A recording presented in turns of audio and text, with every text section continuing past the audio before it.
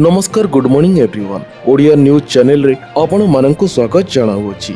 जदि न्यूज गुड़िक आपण माननकु भल लागुथाए ताहाले भिडियोटी को गोटिए लाइक करी चैनल को सब्सक्राइब करी दियंतु। तेबे चलंतु आजिर गुरुत्वपूर्ण न्यूज गुड़िक उपरे नजर पकाइबा। आसुछि आउ एक बड़ लघुचाप उत्तर पश्चिम बंगोपसागर रे लघुचाप क्षेत्र हेला सृष्टि। प्रबलरू अति प्रबल वर्षा नहीं सतर्क सूचना जारी कला पाणीपाग विभाग। तेबे आसुअछि आउ एक लघुचाप आसंता सप्ताह उत्तर पश्चिम बंगोपसागर रे एक लघुचाप क्षेत्र सृष्टि हेबार संभावना रही अछि, जहा प्रभाव रे आसंता सप्ताह शेष किंबा परवर्ती सप्ताह आंध्र प्रदेश ओडिशा एवं पश्चिम बंग रे वर्षा मध्य होई पारे। सेहिपरि आसंता सप्ताह दक्षिण चीन सागर रे घूर्णिझड़ सृष्टि होई पारे बोली कहि अछि पाणीपाग विभाग। तेबे चलित सप्ताह एहार अग्रगति नहीं मध्य कौनसी संभावना नहीं। फलरे चलित वर्ष सहल मौसुमी आसीथिले मध्य पूर्व भली जून 10 परे बा रज बेलकु वर्षा हेबार संभावना देखा मध्य देउअछि, किंतु आसंता काली जाए राज्यर किछि जिल्ला रे बिजुली एवं घड़घड़ी मध्य होई पारे। आज एने 14टी जिला को येलो वार्निंग जारी करियोछि पाणीपाग विभाग। सेहिपरि काली पई बिजुली एवं घड़घड़ी नहीं 11टी जिला को येलो वार्निंग जारी करियोछि पाणीपाग विभाग। एही समय घंटा प्रति 30 रु 40 किलोमीटर बेगरे पवन बहिबार संभावना मध्य रही अछि। परवर्ती खबरटी हला मुख्यमंत्री कले बड़ घोषणा, गरीब ओ भूमिहीन परिवार को मिलिबो पक्का घर। तेबे राज्यर प्रत्येक ग्राम पंचायत 10 जन हिताधिकारी को गृह योजना रे पक्का घर जोगाई दिया जिवो। एही योजना राज्य सरकारंकर वर्ष पूर्ति अवसर रे कार्यकारी हेबो। पंचायत राज विभाग एही बड़ घोषणा करी अछि। पंचायत राज मंत्री रवि नारायण नायक कहिसेंति जे गरीब और भूमिहीन परिवार को पक्का घर जोगाई देबा पई सरकार प्रतिबद्ध अटंती। अंत्योदय गृह योजना और प्रधानमंत्री आवास योजनार एक अंश भावे आमे निश्चित करिबु जे प्रत्येक योग्य व्यक्ति एही योजनार लाभ पाइबे। एथिपाई आगामी 5 दिन मध्य समस्त गोष्ठी उन्नयन अधिकारी माननकु हिताधिकारींकर तालिका प्रस्तुत करने को निर्देश दिया जाई अछि। मुख्यमंत्री मोहन चरण माझी आसंता 30 तारिख रे भवानीपाटना ठारे हिताधिकारी माननकु घर बांटिबे। एथिपाई राज्य सरकार बजेट रे 7550 कोटी टंकार व्यय बराद करी अछंती।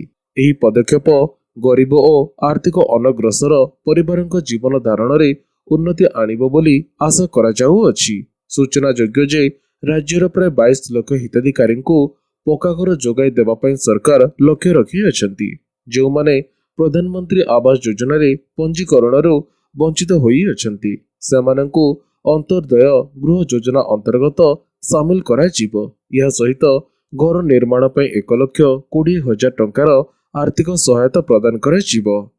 परवर्ती खबरटी हला शिक्षक मानक पई आसिला बड़ खुशी खबर। 6 तारिख रे नियुक्ति पत्र बांटिबे मुख्यमंत्री मोहन चरण माझी। तेबे आसंता 6 तारिख रे नियुक्ति पत्र बांटिबे मुख्यमंत्री मोहन चरण माझी।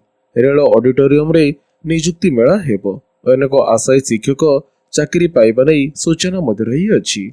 तेबे सूचना अनुसार गणशिक्षा विभाग रे 826 टी पीजीटी शिक्षक नियुक्ति पाइबे। सेहिपरि 81 जन पॉलिटेक्निक शिक्षकों को चाकरी दिया जिवो। मोट भाव में 1240 जन को मुख्यमंत्री नियुक्ति पत्र बांटिबा नै सूचना मध्य रही अछि। स्वास्थ्य परिवार कल्याण विभाग पक्षरु 169 जन, वाणिज्य परिवहन विभाग रे 63 जन, अबकारी विभाग रे 32 जन, पंचायत राज विभाग रे 49 जन, श्रम और कर्मचारी राज्य बीमा विभाग रे 19 जन को चाकरी दिया जिवो। नियुक्ति मेला रे विद्यालय गणशिक्षा विभाग, स्वास्थ्य और परिवार कल्याण विभाग, दक्षता विकास और वैषयिक शिक्षा विभाग, पंचायत और पानीय जल विभाग, वाणिज्य परिवहन विभाग, श्रम और कर्मचारी राज्य बीमा विभाग रे चाकरी दिया जिवो। परवर्ती खबरटी हला ओडिशा सरकार आरंभ करिवे मागणा यूपीएससी कोचिंग। प्रवेश परीक्षा पई योग्य प्रार्थी माने जल्दी करि नियंतु आवेदन। तेबे ओडिशा सरकार यूपीएससी आशायी प्रार्थी पई मागणा कोचिंग आरंभ करने जाऊ अछंती। ओडिशा सरकारंकर उच्च शिक्षा विभाग एने विज्ञप्ति प्रकाश करी अछि। उच्च विभाग पक्षरु 500 यूपीएससी ଆଶାୟୀ ପ୍ରାର୍ଥୀଙ୍କ ପାଇଁ 11 ମାସର ମାଗଣା କୋଚିଂ ଦିଆଯିବାକୁ ଘୋଷଣା କରାଯାଇଅଛି। ତେବେ ଇଚ୍ଛୁକ ପ୍ରାର୍ଥୀ ଗାଇଡଲାଇନରେ ଦିଆଯାଇଥିବା ଯୋଗ୍ୟତା ଅନୁଯାୟୀ ଉଚ୍ଚଶିକ୍ଷା ବିଭାଗ ସ୍ମାର୍ଟ ପୋର୍ଟାଲ ବା www.smartodisha.gov.in ରେ ପ୍ରବେଶ ପରୀକ୍ଷା ବା ଏଣ୍ଟ୍ରାନ୍ସ ପାଇଁ ଆବେଦନ କରିପାରିବେ। ତେବେ ଯେଉଁ ପ୍ରାର୍ଥୀମାନେ 2025-26 ସେସନ ପାଇଁ ଓଡ଼ିଶା ସରକାରଙ୍କ ମାଗଣା ୟୁପିଏସସି ସିଭିଲ ସର୍ଭିସ କୋଚିଂ ସ୍କିମରେ ପୂର୍ବରୁ ବିଜ୍ଞାପନ 14/4/2025 ଅନୁଯାୟୀ ଆବେଦନ କରିଅଛନ୍ତି, ସେମାନେ ଏବେ ତାଙ୍କର ମନୋନୀତ କୋଚିଂ ତାରିଖ ବାଛି ମଧ୍ୟ ପାରିବେ। ସେହି ପ୍ରାର୍ଥୀମାନଙ୍କଠାରୁ ନୂଆ ଆବେଦନ ପତ୍ର ଆବଶ୍ୟକତା ମଧ୍ୟ ନାହିଁ। ପରବର୍ତ୍ତୀ ଖବରଟି ହେଲା ସରୁନି ଆୟୁଷ୍ମାନ ଯନ୍ତ୍ରଣା, ବାହାର ରାଜ୍ୟରେ କଲବଲ ହେଉଅଛନ୍ତି ରୋଗୀ। ତେବେ ଗତ ଏପ୍ରିଲ ମାସରୁ ରାଜ୍ୟରେ ଆୟୁଷ୍ମାନ ଭାରତ ଯୋଜନା ଲାଗୁ ହେଲାଣି, ହେଲେ ଏ ପର୍ଯ୍ୟନ୍ତ ଅଧାରୁ ଅଧିକ ହିତାଧିକାରୀଙ୍କୁ କାର୍ଡ ମିଳି ମଧ୍ୟ ନାହିଁ। ଏମିତିକି ଅଧିକାଂଶ ହିତାଧିକାରୀଙ୍କୁ କାର୍ଡ ମିଳିଥିଲେ ହେଁ ପରିବାରର ସଦସ୍ୟଙ୍କର ନାଁ ନାହିଁ। ସେହିପରି ରାଜ୍ୟ ବାହାରେ ରହୁଥିବା ଲୋକମାନଙ୍କୁ ବି ଏହି କାର୍ଡର ଚିକିତ୍ସା ମିଳିବ ବୋଲି କୁହାଯାଉଥିଲେ ହେଁ ବାସ୍ତବରେ ଏହା ମଧ୍ୟ କାର୍ଯ୍ୟ ଉନ୍ନୟନ ହୋଇପାରି ନାହିଁ। ସରକାରଙ୍କର ଘୋଷଣା ପରେ ଦାଦନ ଶ୍ରମିକ ଭାବେ ବାହାର ରାଜ୍ୟରେ ପରିବାର ସହ ରହୁଥିବା ଲୋକମାନେ ଏହାକୁ ନେଇ ଆଶ୍ୱସ୍ତ ହୋଇଥିଲେ। ମାତ୍ର ସେମାନଙ୍କ ଭିତରୁ ଅଧିକାଂଶ ଲୋକଙ୍କୁ ଏ ପର୍ଯ୍ୟନ୍ତ କାର୍ଡ ମିଳିନାହିଁ। ତେଣୁ ସ୍ୱାଭାବିକ ଭାବରେ ସେମାନେ ଚିକିତ୍ସା ସେବା ପାଇପାରୁନାହାନ୍ତି। ତେବେ ଏହି ଯୋଜନା ଲାଗୁ ହେବା ପରେ ମାଳମାଳ ସମସ୍ୟା ଉପୁଜିଥିଲେ ହେଁ ସରକାର ଏହାକୁ ସମାଧାନ କରୁନଥିବା ଅଭିଯୋଗ ହୋଇଅଛି। ଆୟୁଷ୍ମାନ ଭାରତ ସ୍ୱାସ୍ଥ୍ୟ ବୀମା ଲାଗୁ ହେଲେ ରାଜ୍ୟର 3,52,00,000 ଲୋକ ଉପକୃତ ହେବେ ବୋଲି ସରକାର କହିଥିଲେ। ପରବର୍ତ୍ତୀ ଖବରଟି ହେଲା ଏଟିଏମ୍ ଓ ୟୁପିଆଇରୁ ବାହାରିବ ପିଏଫ୍ ଟଙ୍କା, ଆରମ୍ଭ ହେଲା ନୂଆ ପ୍ଲାଟଫର୍ମ। ତେବେ ଇପିଏଫ୍ ଟଙ୍କା ଉଠାଇବା ପାଇଁ ଆପଣ ଅସୁବିଧାର ସମ୍ମୁଖୀନ ହେଉଅଛନ୍ତି କି? ଟଙ୍କା ଉଠାଇବା ପାଇଁ ବାରମ୍ବାର ଅଫିସର ଚକ୍କର କାଟୁଅଛନ୍ତି କି? ତେବେ ଆପଣଙ୍କ ସମସ୍ୟାର ହେବ ସମାଧାନ, ଆଉ ଆପଣଙ୍କୁ ଅସୁବିଧାର ସମ୍ମୁଖୀନ ହେବାକୁ ପଡ଼ିବ ନାହିଁ।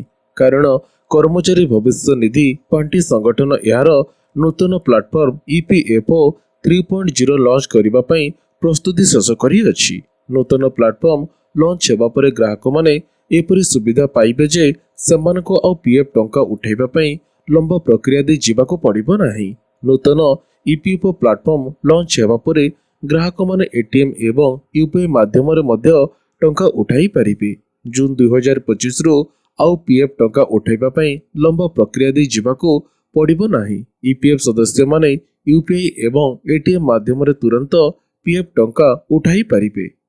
ପରବର୍ତ୍ତୀ ଖବରଟି ହେଲା ପୁରୀ ସହ ଯୋଡ଼ି ହେବ ଦେଶର ତୀର୍ଥକ୍ଷେତ୍ର। 5ଟି ଧାର୍ମିକ ଓ ପର୍ଯ୍ୟଟନ ସ୍ଥଳ ପାଇଁ ଗଢ଼ିଲା ସୁପର ପ୍ରିମିୟମ ବସ୍। ତେବେ ପୁରୀ ଜଗନ୍ନାଥ ଧାମରୁ ଦେଶର ପ୍ରମୁଖ ଧାର୍ମିକ ସ୍ଥଳକୁ ଜଗନ୍ନାଥ ଏକ୍ସପ୍ରେସ ଗଢ଼ିଅଛି। ପୁରୀରୁ 5ଟି ଧାର୍ମିକ ଏବଂ ପର୍ଯ୍ୟଟନ ସ୍ଥଳ ପାଇଁ ସୁପର ପ୍ରିମିୟମ ବସ୍ ସେବା ଆଜି ଆରମ୍ଭ ହୋଇଅଛି। ତେବେ ପୁରୀରୁ ତିରୁପତି, ଅଯୋଧ୍ୟା, ଉଜ୍ଜୈନ, ହାଇଦ୍ରାବାଦ ଓ ଭିଲାଇକୁ ଗଡ଼ିଲା ବସ୍। କିଲୋମିଟର ପିଛା ପୁରୁଷମାନଙ୍କ ପାଇଁ 2 ଟଙ୍କା ଓ ମହିଳାମାନଙ୍କ ପାଇଁ 1 ଟଙ୍କା ଲାଗୁ କରାଯାଇଅଛି। ଭୁବନେଶ୍ୱରରୁ ହାଇଦ୍ରାବାଦ, ବିଶାଖାପାଟଣାକୁ ଗଡ଼ିଅଛି ଓଏସ୍ଆରଟିସି ବସ୍। ରାଜ୍ୟରେ ମୋହନ ସରକାରଙ୍କର ବର୍ଷ ପୂର୍ତ୍ତି ଉପଲକ୍ଷେ ଏହି ଯୋଜନା ଆରମ୍ଭ କରାଯାଇଥିବା ନେଇ ସୂଚନା ମଧ୍ୟ ରହିଅଛି। ରାଜ୍ୟ ଓଡ଼ିଶା ସଡ଼କ ପରିବହନ ନିଗମ ତରଫରୁ ସମସ୍ତ ପ୍ରସ୍ତୁତି କରା ମଧ୍ୟ ଯାଇଥିଲା। ଏହି ଯୋଜନାକୁ ମୁଖ୍ୟମନ୍ତ୍ରୀ ମୋହନ ମାଝୀ ଶୁଭାରମ୍ଭ କରିଥିବା ବେଳେ ଆଜି ପୁରୀ ବସ୍ଷ୍ଟାଣ୍ଡରୁ ବାହାରିଅଛି ବସ୍। ଓଏସ୍ଆରଟିସି ଅଧିକାରୀମାନେ ପତାକା ଦେଖାଇ ଶୁଭାରମ୍ଭ କରିଅଛନ୍ତି। ପରବର୍ତ୍ତୀ ଖବରଟି ହେଲା ସ୍ୱାସ୍ଥ୍ୟ ସେବା ମହାନିର୍ଦ୍ଦେଶାଳୟର ନୂଆ ନିର୍ଦ୍ଦେଶ। ଡାକ୍ତରମାନଙ୍କୁ ଭେଟି ପାରିବେ ନାହିଁ ମେଡିସିନ ରିପ୍ରେଜେଣ୍ଟେଟିଭ। ତେବେ ସ୍ୱାସ୍ଥ୍ୟ ସେବା ମହାନିର୍ଦ୍ଦେଶାଳୟରୁ ଆସିଲା ବଡ଼ ନିଷ୍ପତ୍ତି। ସମସ୍ତ କେନ୍ଦ୍ର ସରକାରୀ ଡାକ୍ତରଖାନାରେ ଏମଆର ମାନେ ଡାକ୍ତରମାନଙ୍କୁ ଭେଟିବା ପାଇଁ ଭିଡ଼ ଜମାଇ ପାରିବେ ନାହିଁ। ତେଣୁ ରୋଗୀଙ୍କର ସ୍ୱାସ୍ଥ୍ୟ ଅବସ୍ଥାକୁ ଦୃଷ୍ଟିରେ ରଖି ଏହିଭଳି ନିର୍ଦ୍ଦେଶ ଜାରି କରିଅଛି ଡିଜିଏଚ୍ଏସ୍। ଏହି ମାମଲା ସମ୍ପର୍କରେ ମେ 28ରୁ ନିର୍ଦ୍ଦେଶାବଳୀ ଜାରି କରିଅଛି ଡିଜିଏଚ୍ଏସ୍। ସୂଚନା ଅନୁଯାୟୀ ଏମଆର ମାନେ ଡାକ୍ତରମାନଙ୍କୁ ଭେଟିବାକୁ ନିଷେଧ କରାଯାଇଅଛି, କାହିଁକି ନା ଡାକ୍ତର ରୋଗୀଙ୍କ ଚିକିତ୍ସା କରୁଥିବା ବେଳେ ଅନେକ ସମୟରେ ଏମଆର ମାନେ ହସ୍ପିଟାଲ ସାମ୍ନାରେ ଭିଡ଼ ଜମାଇଥାନ୍ତି, ଯାହାଦ୍ୱାରା ରୋଗୀଙ୍କ ଚିକିତ୍ସାରେ ବାଧା ଉପୁଜିଥାଏ। ତେଣୁ ରୋଗୀଙ୍କର ସ୍ୱାର୍ଥ ରକ୍ଷା ଏବଂ ନୈତିକ ମାନଦଣ୍ଡ ବଜାୟ ରଖିବା ପାଇଁ ସ୍ୱାସ୍ଥ୍ୟ ସେବା ମହାନିର୍ଦ୍ଦେଶାଳୟ ଏହି ନିଷ୍ପତ୍ତି ନେଇଅଛି। ଏମଆର ମାନଙ୍କୁ इमेल किंबा डिजिटल मीडिया जरिए चिकित्सा संबंधी अपडेट शेयर करने को परामर्श दि जाइए। ଏହି ନିର୍ଦ୍ଦେଶନାମା ମେ 28 ତାରିଖରେ ଜାରି କରାଯାଇଥିଲା।